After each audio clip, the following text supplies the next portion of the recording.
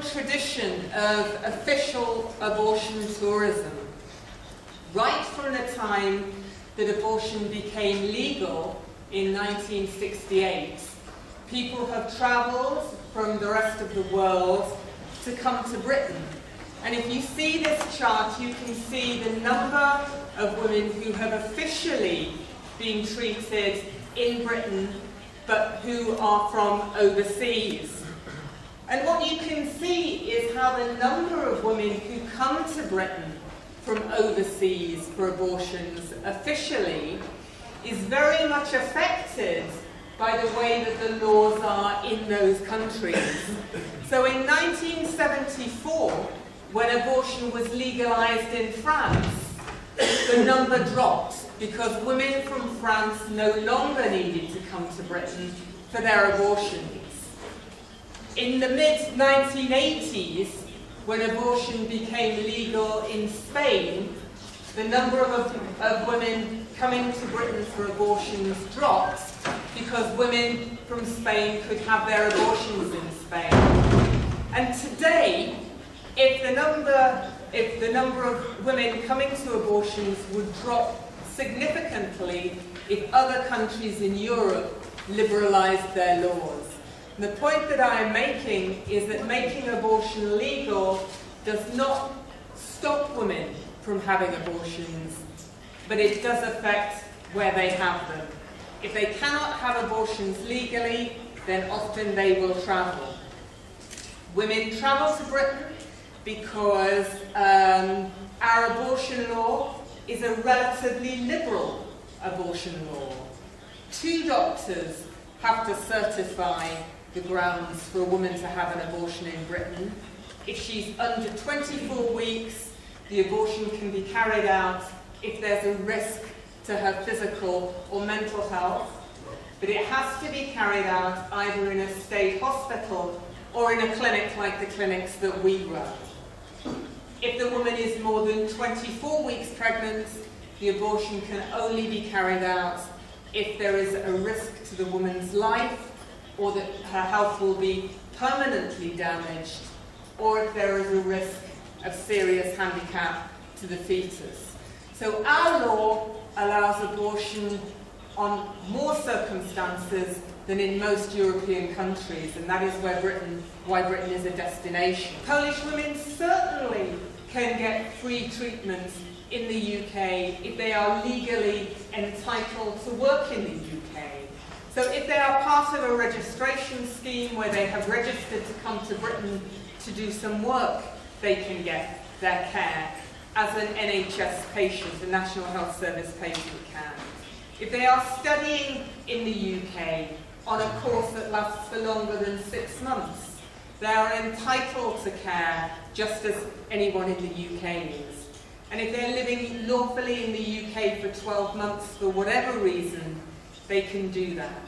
And of course, it's not that difficult for people who are living legally and are registered legally to work in the UK to make it very possible for their friends and their relatives and contacts that they know to come to England to get an abortion if they want to help them by telling them what to say, by giving them an address where they can say that they have been living.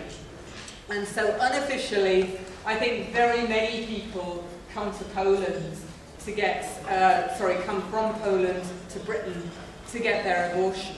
Following this poster, there were claims that up to 10,000 women a year were coming from Poland to obtain abortion in British hospitals.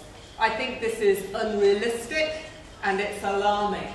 But probably more than 1,000, probably several thousand are travelling to the UK. But I think mainly they are travelling to the UK as part of their work, as part of being students.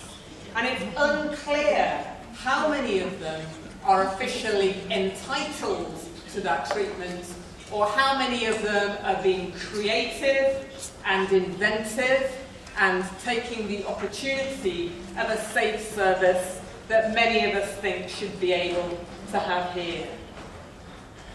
Abortion tourism allows for political expedience, or you could say political hypocrisy. It allows a country to pretend that abortion doesn't happen because it's happening somewhere else or behind the scenes. And it also allows women who have money to access good care. If you are a wealthy woman, you can travel with no problems and buy your private care. But if you are a poor woman, if you are socially disadvantaged, then you have to get a different kind of treatment altogether. Ireland is sometimes used as a positive example. There is probably no or very little unlawful abortion in Ireland because it is so easy for women to travel to Britain. Probably easier from travelling from one part of Poland to another. But the consequences of abortion tourism for the women who do it, I would say, are really bad and very serious. It is unfair, it is inequitable, and it is degrading for a woman to have to leave her hometown, her home country, to get health care that should be provided to her as a right at home. However good our clinics are, however good our doctors and our nurses are, the care that we can provide in Britain is always compromised when women have travelled to us. It is compromised because the women feel isolated and are away from their home country and therefore feel that what they are doing is wrong and stigmatised in their home. Very often they have language problems.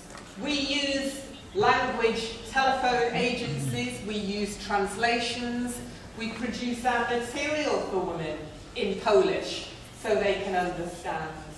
We employ Polish doctors, we have some of our nurses from Poland. But that is not the same as simply being able to speak in your own language. State is intrusive even for those women who travel. Last year, I had to contact Wanda to tell her on 2 occasions that the police in Poland had been in touch with my clinics, wanting to know information about women who had travelled from Poland to Britain to have an abortion. And on one occasion, I was told that the police demanded the medical records of the women under Article 152, Section 2 of the Penal Code.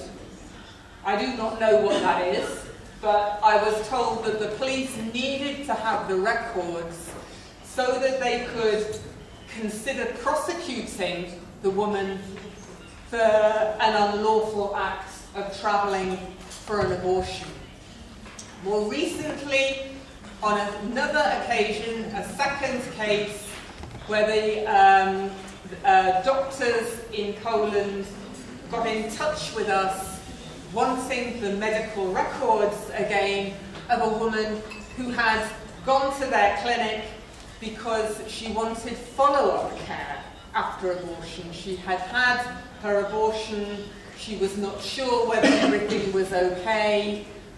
She went to her doctor, and the doctor was in touch with us wanting medical records because he wasn't sure that her procedure had been legal, and he thought the police in Poland may need to be informed. So even when women travel outside the country, the law stalks them and intimidates them to get information.